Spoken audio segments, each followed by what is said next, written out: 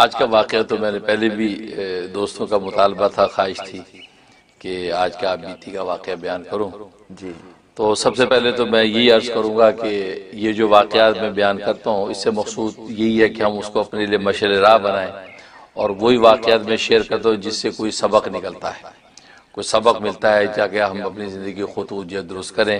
تو جس واقعات بتانا مقصود نہیں ہے۔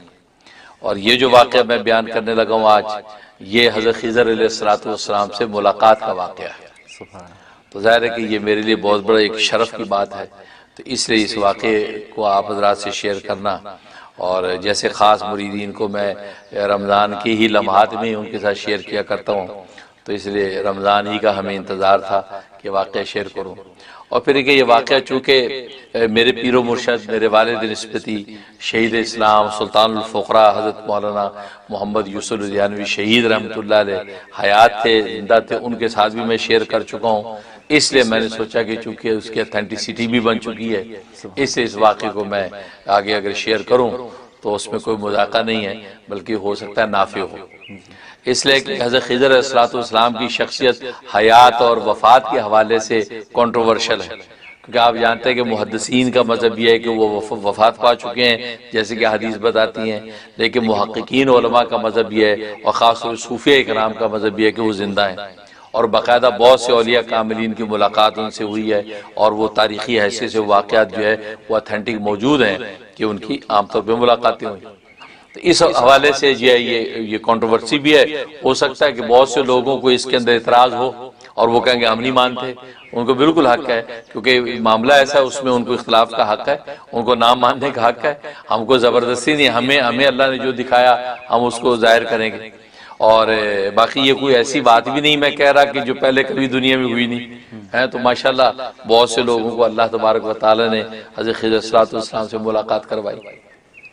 تو یہ تو ہوا یہ کہ یہ غالباً سن 1995 کا واقعہ، 95 کا واقعہ غالباً۔ تو میں جو ہے ہر سال میرا انگلینڈ جانا ہوا کرتا تھا، تو ایک تو اگست میں جاتے تھے ہم، خود ہمارے پیر و مرشد ہمارے نسبتی حضرت لدھیانوی شہید رحمۃ اللہ علیہ کے ساتھ ختم نبوت کانفرنس کے لیے، برمنگھم میں وہ کانفرنس ہوتی تھی، اس کے لیے جاتے تھے، اور کبھی رمضان میں بھی وہاں کے احباب بلا لیتے تھے تو رمضان میں بھی میں چلا جایا کرتا تھا۔ تو 95 تک تقریباً یہ میرا سلسلہ وہاں جانے کا رہا، اور غالباً یوں سمجھے کہ انگلینڈ کا یہ آخری سفر ہی تھا جو میں نے یہ کیا تھا۔ تو اس کے لیے کہ میں وہاں گیا، یہ رمضان سے پہلے کا سفر تھا، تو ترتیب بھی ہوتی تھی ہم پہلے عمرہ کرتے ہوئے پھر جاتے تھے، یا یہ کہ واپسی جب ہو رہی ہے تب عمرہ کرتے ہوئے واپس پاکستان آتے تھے۔ اس دفعہ ترتیب یہ بنی کہ عمرہ کرتے ہوئے، یا رمضان کا عمرہ تھا، رمضان کا عمرہ کرتے ہوئے ہم جو ہے جائیں گے انگلینڈ۔ اب وہ سارے سفر کی تیاری ہوگی، میں اکیلا ہی تھا، تو وہاں پھر احباب مجھے ریسیو کر لیا کرتے تھے، تو میں جو ہے وہاں کراچی سے میں نے فلائٹ لی، تو میں یہاں جو ہے وہ جدہ پہنچا، جدہ پہنچ کے مکہ پہلے پہنچے، مکہ میں ہم نے وہاں پہ جو اپنا عمرہ ادا کیا، عمرہ ادا کرنے کے بعد میں مدینہ طیبہ آ گیا۔ اچھا، یہ 3 دن یا 4 دن کا سٹے ہوتا تھا تاکہ پھر ہمیں آگے جانا تھا، کیونکہ وہاں پہ لوگ احباب بھی انتظار کرتے تھے۔ اب میں مدینہ جب ٹھہرا ہوں، اصل مدینہ کے اندر مدینہ سے احوال ایسے ظاہر ہونا شروع ہو گئے تھے کہ میں خود بھی حیران تھا کہ کوئی مختلف ہونے والا ہے۔ ہاں، تو مدینے والے کی برکتیں ساری، ہاں اصل تو وہی ہے۔ تو میں مدینہ طیبہ میں جب پہنچا تو وہاں صلاۃ و سلام کے لیے پیش ہوتے تھے، اور رمضان کا کتنا رش ہوتا ہے، تو روضہ اقدس پر پہنچنا تو آسان کام ہی نہیں تھا۔ اچھا، اس وقت یہ اقدام عالیہ کا حصہ کھلا ہوا تھا، میں نے سنا اب اقدام عالیہ کا حصہ بند کر دیا انہوں نے، لیکن اقدام عالیہ کا حصہ کھلا ہوا تھا۔ اقدام عالیہ کا مطلب ہے کہ نبی کریم صلی اللہ علیہ وسلم جیسے آرام فرما رہے ہیں، آپ کے قدموں کی طرف کا جو ایریا، اور ہمارے جو پیر و مرشد میرے والد نسبتی سلطان الاولیاء حضرت مولانا محمد یوسف لدھیانوی شہید رحمۃ اللہ علیہ، ان کی عادت شریفہ تھی کہ وہ اقدام عالیہ میں بیٹھتے تھے، اور فرماتے تھے میں رسول اللہ کے قدموں میں بیٹھوں، یہ مجھے اچھا لگتا ہے۔ تو ہم بھی ان کے ساتھ جب عمرہ حج پہ گئے تو وہ اسی طرح ہم بھی وہاں بیٹھے۔ اب میں بھی جب سفر کر کے آیا تو میں بھی اقدام عالیہ میں بیٹھا، اقدام عالیہ میں۔ اب وہ آپ کو پتا ہے دسترخوان بچ جاتے ہیں افطاری کے لیے، دسترخوان بچ گئے، اقدام عالیہ میں بیٹھا ہوں، تو اب سامنے وہ روضہ اقدس کی وہ ہے، یہ ترتیب ہے کہ قدم مبارک ہماری طرف ہے، تو میں بیٹھا ہوں اور لوگوں کو کھانا وانا لگ رہا ہے، تو میں بیٹھا ہوں تو میں ایسے آلتی پالتی مار کے بیٹھا ہوں تو میں نے یوں ایسے آنکھیں بند کی مراقبے میں ایسے چلا گیا. اب مراقبے میں گیا ہوں تو مجھے روزہ اقدس منکشف ہو گیا. سبحان اللہ. روزہ اقدس منکشف ہو گیا. سبحان اللہ. اب رسول اللہ صلی اللہ علیہ وسلم سامنے تخت شاہی پر بیٹھے. اللہ. سبز رنگ کا تخت ہے, انتہائی حسین و جمیل, سبحان اللہ. اور ادھر گو تکیہ لگا ہوا ہے مرون کلر کا, اور گو تکیے پہ آپ یوں ٹیک لگا کے بیٹھے جیسے بادشاہ وقت نہیں بیٹھتے. اللہ. مجھے بیان بھی نہیں ہو رہا یہ کیفیت. وہ یوں بیٹھے اور آپ نے سر کے اوپر ایسا تاج پہنا ہوا جیسے کیا شاہی تاج ہوں گے, اور حسن و جمال کا کیا عالم, اور روب و دبدبا کیا آپ کی نور ہی پھوٹ رہا ہے, اور یوں ٹیک لگا کے بیٹھے ہیں. اچھا عجیب بات یہ کہ جتنے خدام پھر رہے ہیں, اچھا ٹیک لگا کے آپ پوری مسجد نبوی کے اندر نا احکامات جاری کر رہے ہیں. اشارہ کرتے ہیں انگلی سے, اس کو دے دو کھانا, اس کے آگے روٹی رکھو, اس کے آگے یہ چیز رکھو, یہ کر رہے ہیں. یعنی جیسے وہاں جو خدام جتنا کام کر رہے ہیں وہ تو اس وقت ان کے شروع ہوا کہ رسول اللہ ان کو گائیڈ کرتے ہیں. اب میں بھی بیٹھا ہوں مراقبے میں تو میرے سامنے ایک آدمی آتا ہے جو لوگوں کو چیزیں بانٹ رہا ہے, اور وہ پاکستانی آدمی ہے, مجھے آج تک یاد ہے پاکستانی آدمی ہے, چہرے مورے سے پتہ چل جاتا ہے.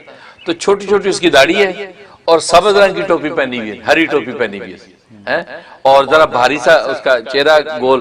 تو وہ چلا آ رہا ہے تو اس کو اشارہ کرتے ہیں, میرے لیے اشارہ کرتے ہیں, ان کے آگے یہ ڈبل روٹی رکھو. وہ ایک بند سا ہوتا ہے نا روٹی کا, بالکل وہ بند آپ اشارہ کرتے ہیں میری, ان کے آگے یہ رکھو.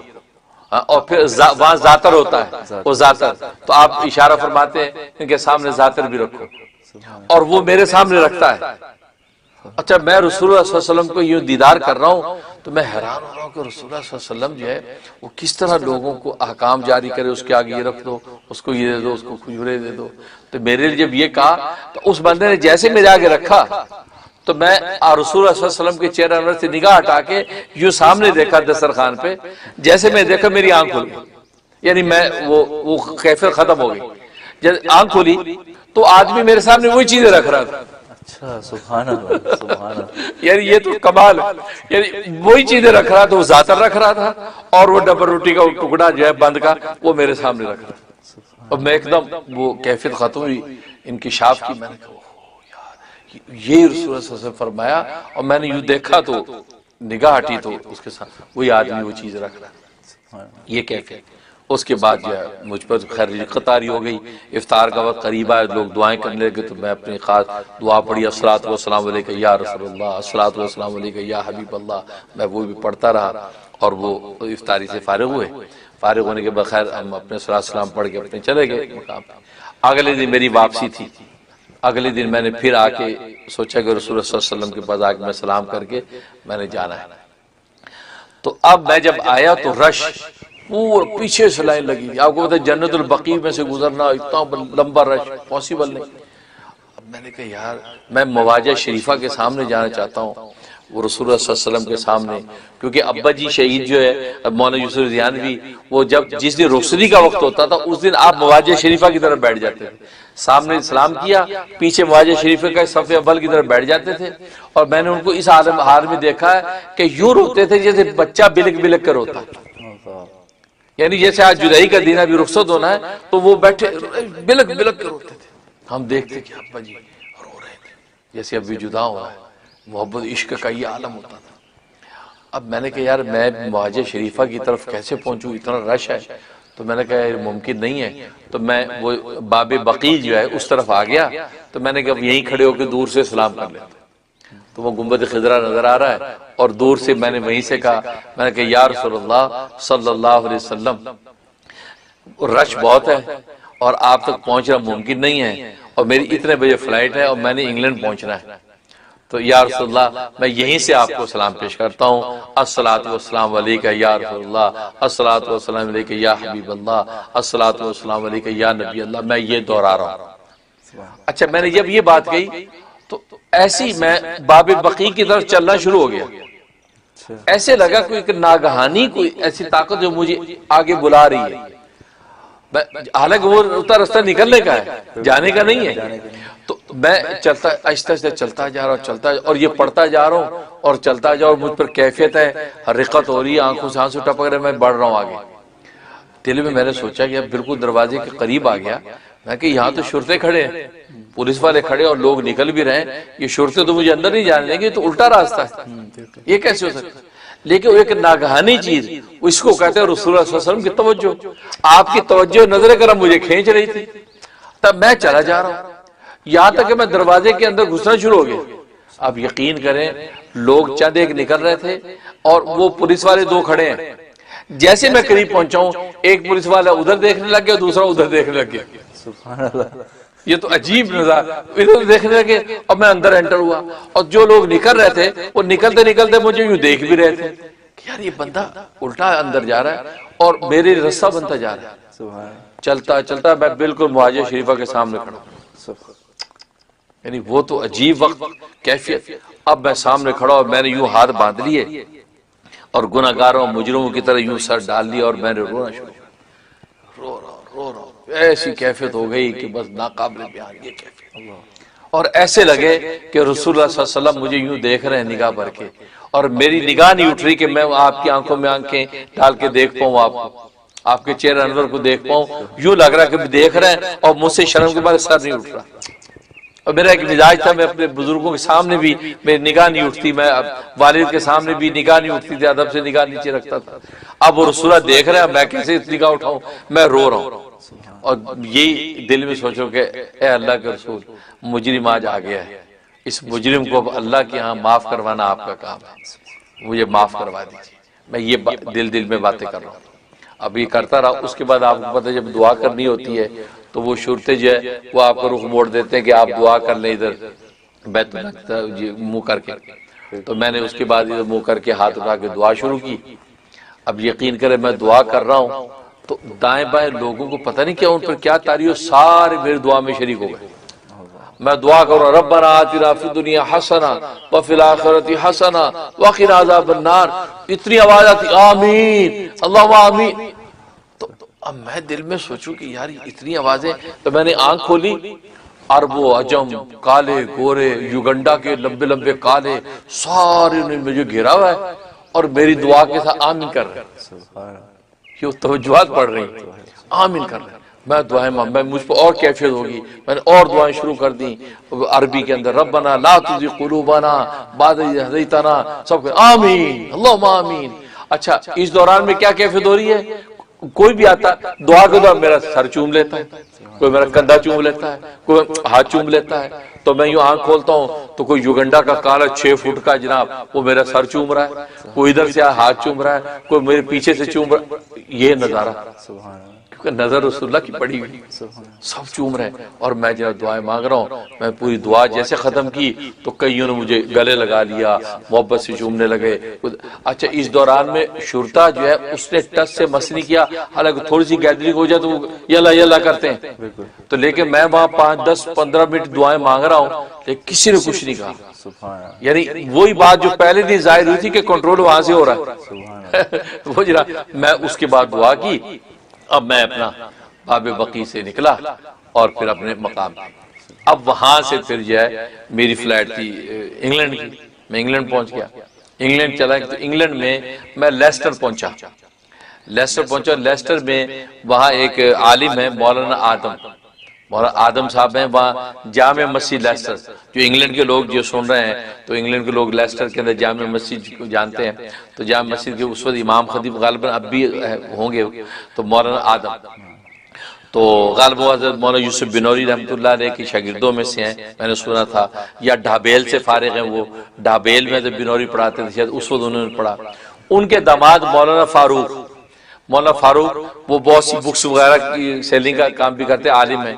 وہ ان کے ساتھ ہماری ہیلو دوستی تھی تو وہ گویا کہ ہمارے میزبان. میں لیسٹر پہنچا تو خیر وہاں انہوں نے کہا جی آپ جو افطاری ہمارے گھر کرنی ہے. تو مولانا آدم صاحب کے گھر بھی ہم نے افطاری کی. مولانا آدم صاحب سے بھی ہماری ملاقات ہوئی اور ہم نے وہاں کھانا وانا کھایا. اچھا اگلے دن بھی میں لیسٹر میں تھا تو اگلے دن عصر کی نماز کا وقت تھا. تو خیال ہوا کہ عصر کی نماز جامع مسجد میں مولانا آدم صاحب کے پیچھے پڑھتے ہیں، کیونکہ مولانا آدم صاحب بیان بھی عصر کے بعد کیا کرتے تھے اور وہاں پر جو بہت مجمع اکٹھا ہوتا تھا۔ اب یہ میں وہاں جامع مسجد لیسٹر کے اندر پہنچا ہوں۔ اب جیسے میں جامع مسجد لیسٹر کے اندر داخل ہوا ہوں تو پوری مسجد بھری ہوئی ہے، لوگ انتظار میں بیٹھے کہ ابھی نماز کھڑی ہونے والی، صفوں بندے سے بندہ لگا ہوا ہے جیسے رمضان میں دنیا ہوتی۔ تو اور سائڈ پہ تھوڑی سی جگہ تھی، وہ جگہ سے اس سائڈ پہ ایک جگہ تھی، وہاں پہ بھی جانے کا ایک راستہ تھا۔ میں جیسے ہی اندر گیا ہوں اس طرف تو ادھر سے ایک شخص یوں چلتا ہوا آ رہا ہے، اچھا تیزی سے چلتا آ رہا ہے، اور اسے مجھے یاد ہے سفید شلوار سفید کرتا پہنا ہوا ہے اور سفید ٹوپی اس کے سر پہ ہے، اور اس کا چہرہ جو ہے داڑھی جو ہے وہ یعنی وہ ہے کھچڑی داڑھی جس کو کہتے ہیں، نہ سفید ہے پوری نہ پوری کالی ہے، ذرا مکس ہے، اچھا اور اچھا قد ہے اور عجیب اچھا نورانی چہرہ ہے۔ تو مجھے لگا کہ ایک آدمی ادھر سے چلا آ رہا ہے، تو میں جیسے ہی یہاں پہنچا آگے تو آدمی میرے پاس ہے کہ السلام علیکم، مجھے سلام کیا، میں وعلیکم السلام، تو اس نے مجھے ہاتھ بڑھایا، میں نے ہاتھ ملایا تو کہنے لگے کہ جیب میں ہاتھ ڈالا، اس سے پہلے اپنے جیب میں ہاتھ ڈالا، جیب میں ہاتھ ڈال کے مجھے کہا کہ یہ رکھیں، تو میں نے یوں لیا تو وہ کیا تھے، وہ سکے تھے انگلینڈ کے جو ہے نا، وہ کوئن، دو سکے ڈالر کے دو ہوتے ہیں، وہ سکے کی شکل میں یہ یلو کلر کے گولڈن کلر کے، وہ مجھے دیے، کہتے یہ رکھیں، میں نے لیے، اور میں کہ یہ اپنے پاس رکھو، میں کہ میں خضر ہوں، اچھا ہاں کہتے میں خضر ہوں، اور یہ آپ رکھیں، آپ کو کسی چیز کی کمی نہیں ہوگی، بس یہ اپنے پاس رکھیں۔ ایک بات یہ کہ ایک اور بات کی وہ کبھی شیئر کروں گا، فرمایا کہ یہ رکھو، انشاءاللہ آپ کبھی کسی چیز کی کمی نہیں ہوگی، اور میں خضر ہوں، السلام علیکم، یہ کیا۔ تو میں ان کے دیے ہوئے تحفے کو دیکھنے لگا، کیا دیا انہوں نے، اتنے میں ادھر دیکھا نا تو وہ آدمی غائب۔ اچھا میں اب مجھے سمجھ میں آیا، بعد میں سوچا میں اوہو حضرت خضر اسلام، کیونکہ وہ شخص جو آیا تھا نا وہ بغیر صفوں کو توڑے ہوئے آ نہیں سکتا کیونکہ لوگ بیٹھے ہیں۔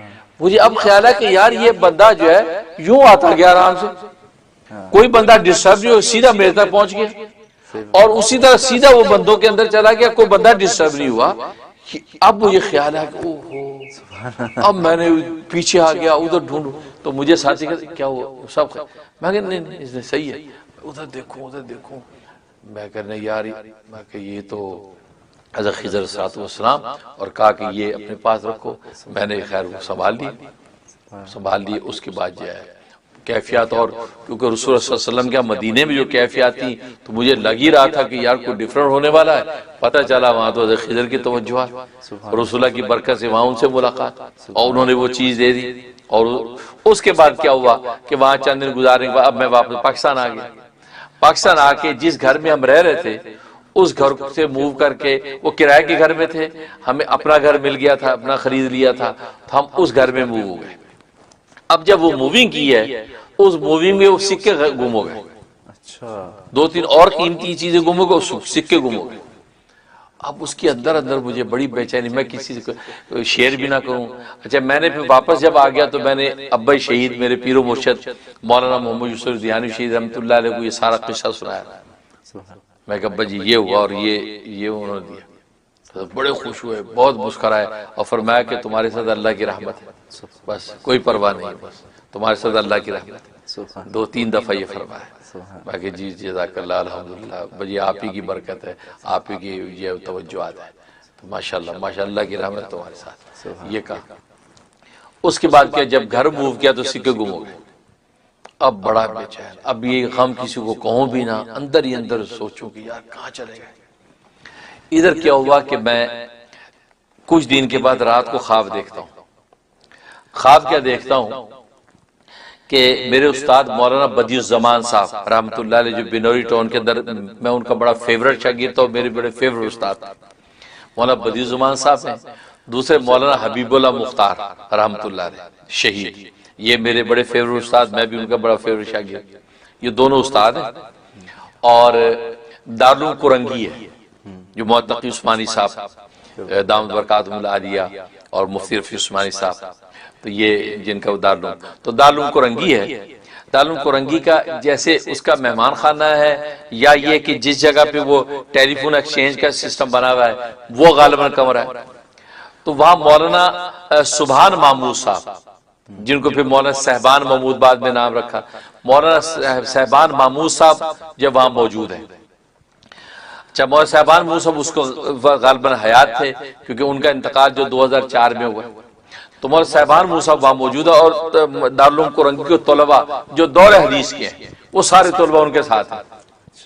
اچھا ایسا لگ رہا ہے کہ مولانا صاحبان محمود صاحب کو میرے بارے میں کوئی غلط فہمی ہو گئی، کسی حاسد نے کوئی ایسی شکایت ان کو ایسی کر دی تو ان کو دل میں ملال ہوا میرے بارے میں، مفتی منیر کے بارے میں، کہ یار یہ فلاں بات یوں کہتا ہے، یہ ایسا مجھے محسوس ہوا۔ تو میرے وہ دونوں استاد، یہ دونوں استاد دنیا سے جا چکے تھے غالباً اس وقت تک، ہاں یہ دونوں استاد میرے جو ہے وہ مولانا صاحبان محمود صاحب سے وہاں دارالعلوم میں مل رہے ہیں، ملاقات کر رہے ہیں اور میرے بارے میں بات کر رہے ہیں، اور وہ مولانا بدیع الزمان صاحب نے پہلے، اور مولانا حبیب اللہ صاحب بات کر رہے ہیں۔ اچھا مولانا حبیب اللہ مختار غالباً اس وقت حیات تھے، یعنی مجھے صحیح یاد نہیں، لیکن مولانا بدیع الزمان صاحب تو غالباً وفات پا چکے تھے۔ مولانا حبیب اللہ مختار جو ہے وہ بڑے، ان کا انداز جس طرح کڑک انداز بولنے کا اس طرح بول رہے ہیں اور میری صفائی پیش کر رہے ہیں، کہا کہ یہ ہمارا ہونہار طالب علم ہے، بہت ہی ڈیسنٹ ہے، بہت ہی حسن اخلاق ہے اور بہت قابل عزیز استعداد ہے، یوں کر کے تقریر کر رہے ہیں۔ اور مولانا بدیع الزمان صاحب پاس کھڑے ہیں تو وہ خاموشی سے یوں تائید میں سر ہلا رہے ہیں، یوں کر کے یوں سر ہلا رہے ہیں، اور وہ آپ یہ ساری بات، اور مولانا سبحان محمود صاحب کو میں دور کھڑا دیکھ رہا ہوں، اچھا ماشاءاللہ، اچھا اچھا حضرت، ماشاءاللہ اچھا حضرت، وہ یہ حیران ہو کے کر رہے ہیں، یہ ساری باتیں کر رہے ہیں۔ اب اتنے میں نے سوچا کہ بھئی اس کا مطلب ہے کہ ان کا دل صاف ہو گیا، یہ معاملہ جو ہے درست ہے، یہ ہمیں غلط فہمی ہو گئی، تو میں ذرا ہمت کر کے آگے آ گیا تو جیسے میرے ان دونوں استادوں نے مجھے دیکھا، مولانا بدیع الزمان صاحب نے اور حبیب اللہ صاحب نے، تو وہ مسکرائے، ہاں آؤ آؤ آؤ، یوں کر کے اشارہ کیا، تو میں آگے بڑھ کے مولانا صاحبان محمود صاحب کو جو ہے نا مصافحہ کیا اور ان کو گلے لگ گیا، تو مولانا صاحبان محمود صاحب فرمانے لگے کہ ہاں بھائی بس ایک بات ہمیں ایسے دل میں آ گئی تھی، لیکن مولانا بدیع الزمان صاحب اور مولانا حبیب اللہ صاحب نے تفصیلات سے مجھے آگاہ کر دیا ہے، اب الحمدللہ کوئی ایسی بات نہیں ہے۔ ہاں یہ کہہ کہ دوبارہ سینے سے لگایا، اپنی جیب میں ہاتھ ڈالا، جیب میں ہاتھ ڈال کے مجھے کہا لو یہ تمہارا انعام ہے، مجھے دیا، تو میں نے ہاتھ میں لیے تو وہی سکے تھے سبحان اللہ، جو خضر صلی اللہ علیہ وسلم نے، وہی سکے تھے، میں نے لے لیا، میں کہ جزاک اللہ جی حضرت، میں نے اس کو جیب میں ڈال دیا، میں نے کہا یا اللہ شکر ہے، دل ہی دل میں سوچتا ہوں کہ یار یہ سکے تو مل گئے بھائی، یہ تو گم ہو گئے تھے۔ اب وہ جو طلباء تھے دور حدیث کے طلباء، مجھے وہ بھی مصافحہ کرنے لگ گئے، سب ملنے لگ گئے، ایک خوش کن ماحول بن گیا، آنکھ کھل گئی۔ اب آنکھ کھل گئی تو میں نے صبح کو گھر میں شیئر کیا گھر والوں کو، یار یہ خواب دیکھا، اچھا ماشاءاللہ خواب تو اچھا ہے، یار اس میں سکے مجھے ملے، کہتا اچھا انشاءاللہ اللہ کرے مل جائیں، وہ تو بڑی بابرکت چیز تھی، یہ گھر میں بات ہوئی۔